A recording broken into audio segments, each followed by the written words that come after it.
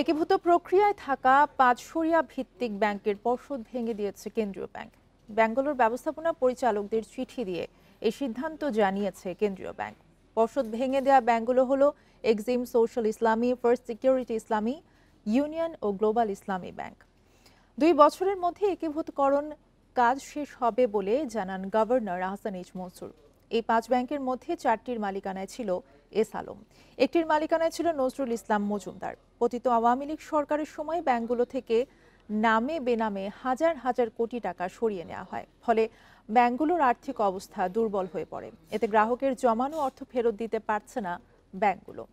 এমন পরিস্থিতিতে এসব ব্যাংকে একীভূত করার উদ্যোগ নেয় বাংলাদেশ ব্যাংক। কর্মকর্তারা জানিয়েছেন, একীভূত হওয়া ব্যাংকগুলোতে শিগগিরই দায়িত্ব বুঝে নেবেন প্রশাসকরা।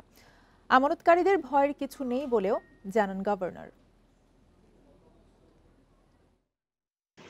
সবচেয়ে খারাপ সময়টা চলে গেছে, এখন ওই রকম আস্থাহীন হওয়ার মতো কারণ আমরা দেখি না।